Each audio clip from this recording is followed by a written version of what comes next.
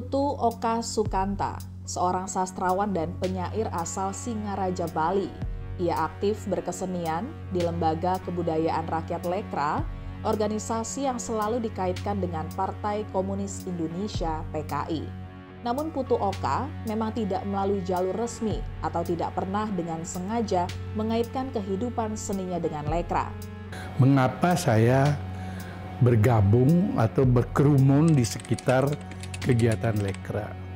Yang menyebabkan saya berkerumun dengan seniman-seniman Lekra adalah tulisan saya sendiri.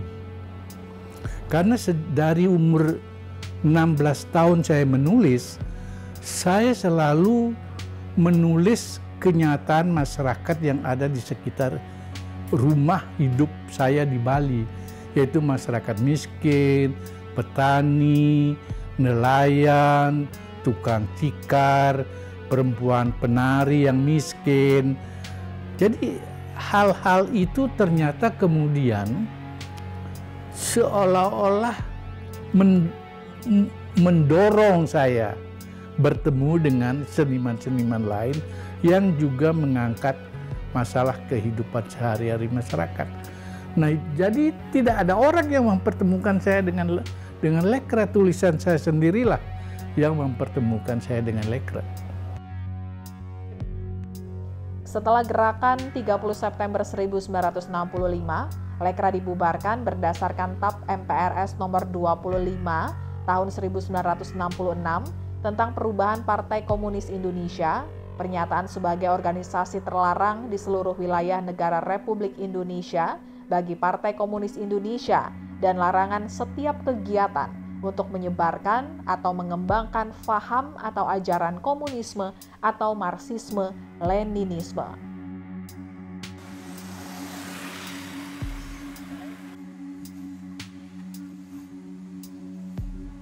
Ketua RW di lokasi bekas gedung Lekra, Beni Sahetapi, mengatakan gedung tersebut memang sempat ditempati Belanda kala itu sebelum kemudian organisasi Lekra menempatinya.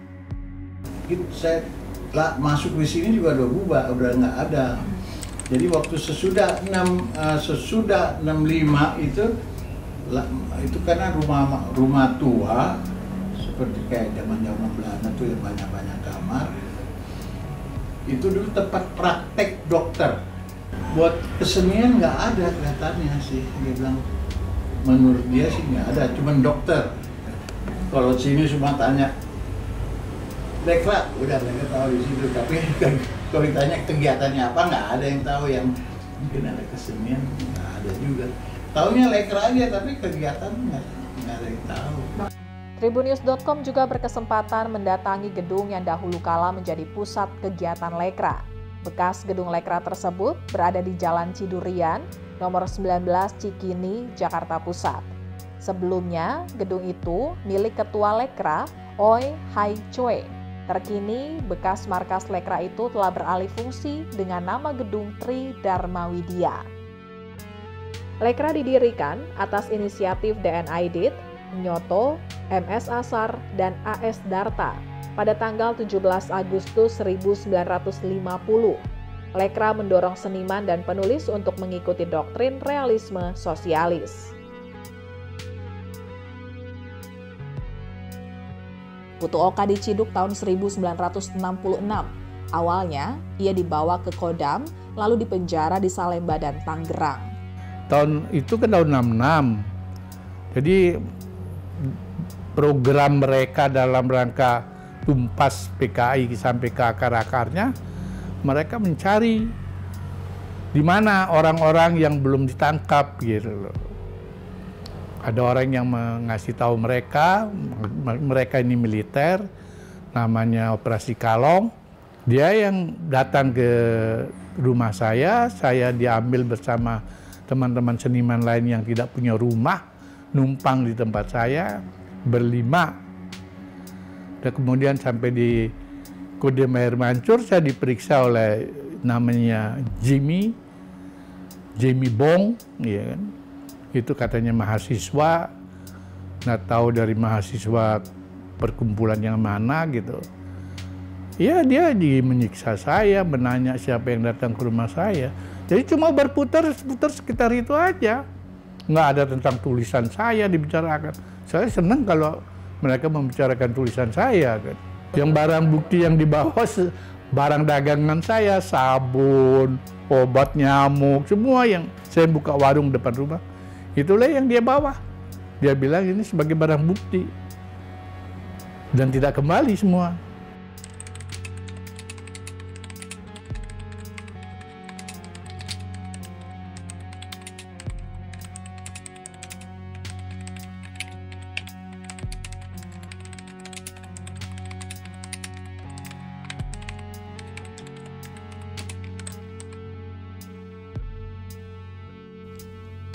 Ilham Aidit adalah putra keempat dari pasangan Ketua Partai Komunis Indonesia PKI, Dipa Nusantara Aidit dan Dr. Sutanti.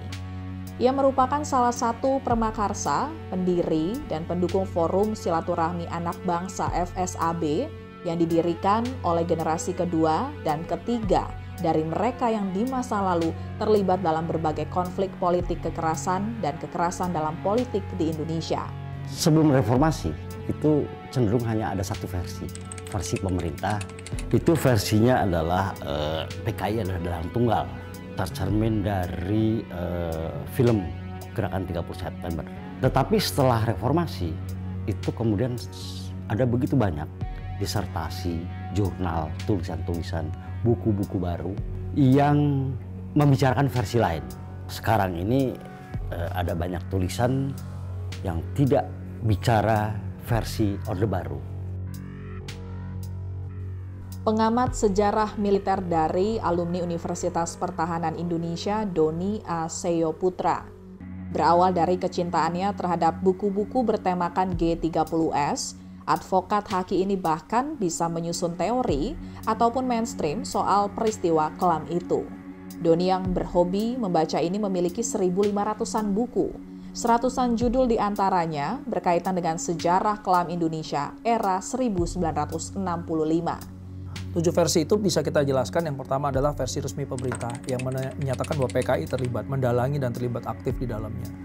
Kemudian versi lain adalah yang mengatakan Bung Karno sebagai dalang dan pelaku. Versi lain ada yang mengatakan versi ketiga misalnya Jenderal Soeharto sebagai dalang dan pelaku. Kemudian ada lagi yang mengatakan CIA sebagai dalang dan pelaku, atau paling tidak dia dalang.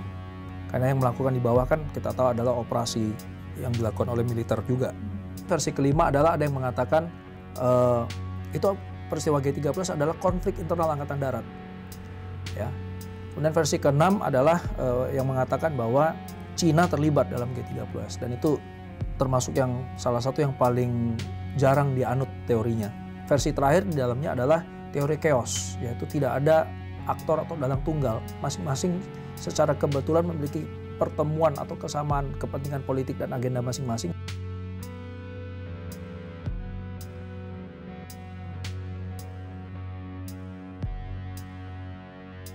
Soeharto lah atau Orde Baru lah yang kemudian mendapat benefit paling besar terhadap peristiwa ini, dan kemudian diduga mereka sendiri yang melakukan itu.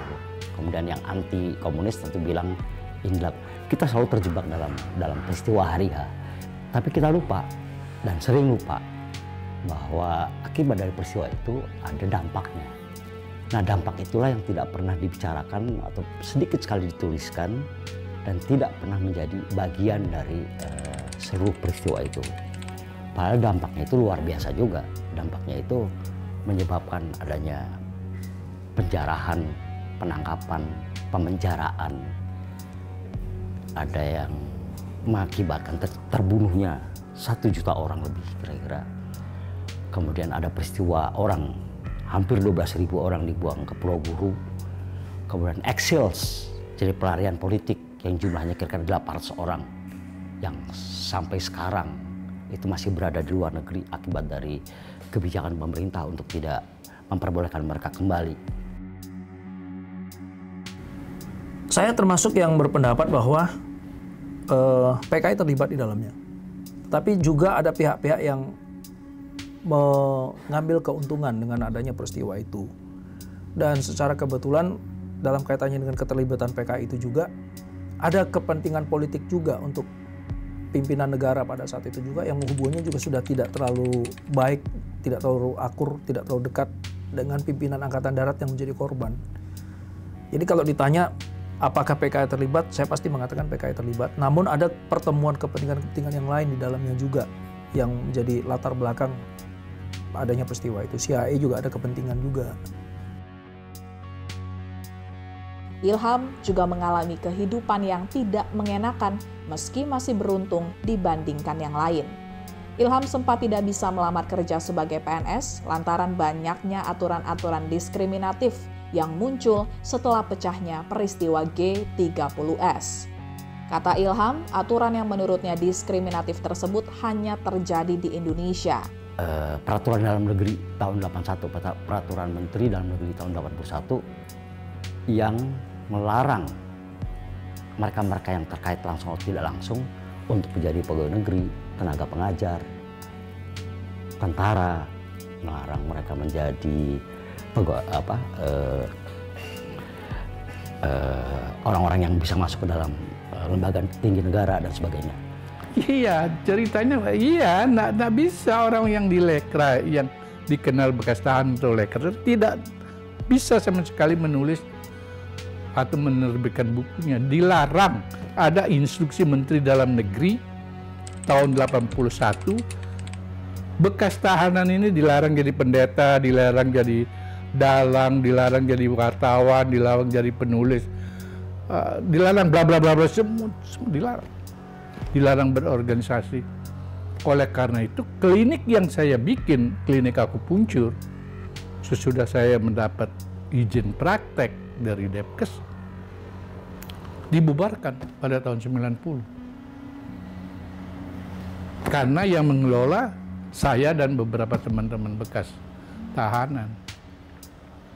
Pokoknya sengsara lah, senyum aja nggak boleh sebagai bekas tahanan. Sebetulnya secara umum apa yang dialami oleh keturunan PKI setelah peristiwa itu memang tragis dan nestapa ya. Jadi artinya memang hidup mereka jadi susah sekali. Saya termasuk orang-orang yang kemudian beruntung ya. Saya diangkat oleh sebuah keluarga, kemudian saya disekolahkan dengan baik, SD, SMP, SMA, perguruan tinggi sekolah dengan baik. Saya adalah orang-orang yang beruntung ya.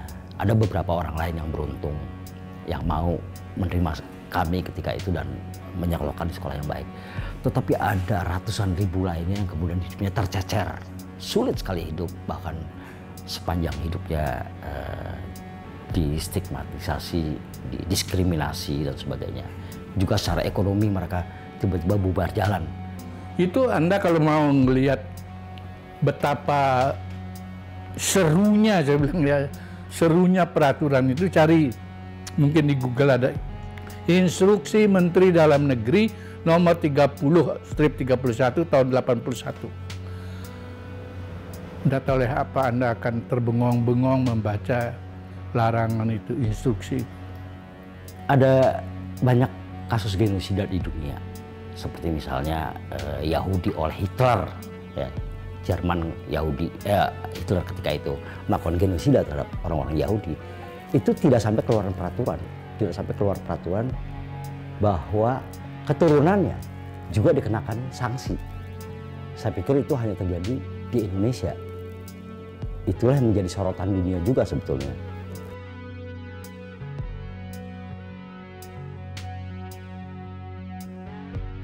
Kalau ditanya siapa yang harus bertanggung jawab, kita tanya dulu, kita harus lihat secara spesifik. Bertanggung jawab dalam konteks apa? Kalau dalam konteks pembunuhan massal terhadap orang yang tidak bersalah, karena tidak semua orang yang dibunuh juga orang yang bersalah sebenarnya. Tidak banyak di antara mereka yang buta politik. Kalau ditanya siapa yang bermasalah atau siapa harus bertanggung jawab, ya pada dasarnya kan negara Indonesia kan negara hukum, harus bisa memberikan jaminan keamanan dan perlindungan hukum terhadap setiap warganya tanpa kecuali, dengan proses hukum bagi mereka yang bersalah. Nah, itu persoalannya sekarang. Ketika masa peralihan kekuasaan dari Bung Karno kepada Pak Harto, itu pertumpahan darah kan besar-besaran. Sebagian orang menuduh bahwa ini didalangi oleh Angkatan Darat. Sebagian lagi mengatakan Angkatan Darat tidak bertindak sendiri. Ada yang mengatakan bahwa ini menerima pasokan informasi bahkan dari luar negeri. Siapa tokoh-tokoh komunis yang harus diburu, dikejar, dibunuh, dan seterusnya. Nah, itu sejarah sudah menjadi seperti itu. Kalau ditanya negara kita ini negara hukum. Bagaimana? Negara bertanggung jawab dalam konteks menegakkan hukum terhadap siapapun yang bersalah. Mereka yang menculik dan membunuh para jenderal itu mempertanggungjawabkannya secara hukum. Tapi mereka juga yang kadang-kadang terlibat aktif membunuh orang yang tidak terlibat, tidak bersalah. Ini juga negara bertanggung jawabkan.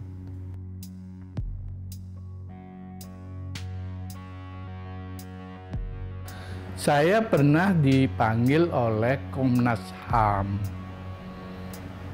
untuk ditanya, memang pernah ditahan, ya.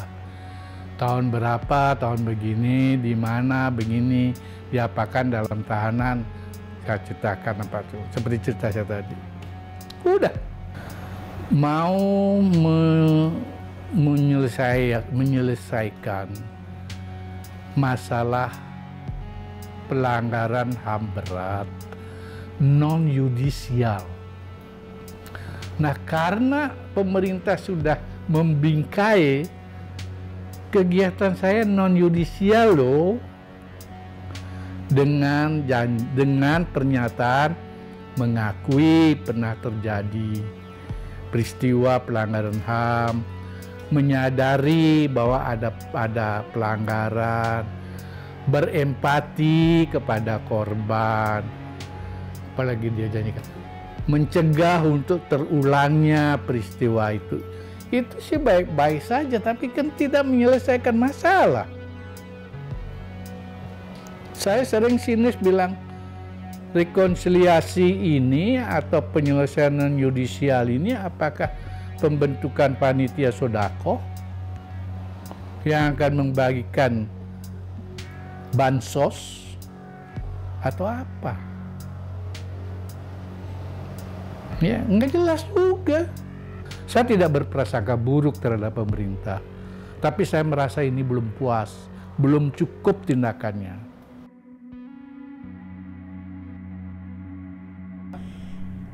Luka yang terjadi itu memang perlu disembuhkan kan, dan proses penyembuhan luka bangsa ini tidak bisa berlangsung instan.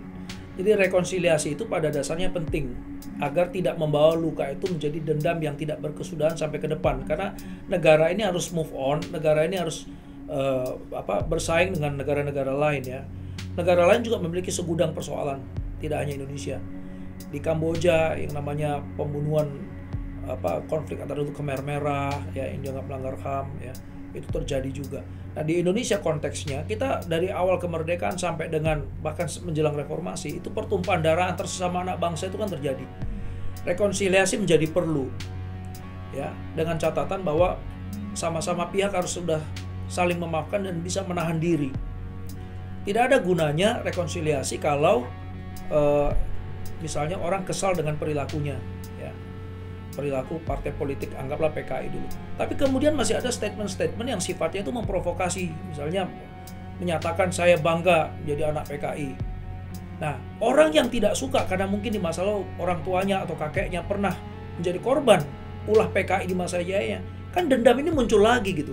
Jadi kalau mau mengatakan rekonsiliasi, kedua belah pihak sama-sama menahan diri. Jangan justru yang saat ini dianggap sebagai public enemy-nya, ketika mau dimaafkan, mereka justru memprovokasi dengan hal-hal membalik keadaan seolah-olah mereka menjadi korban, playing victim.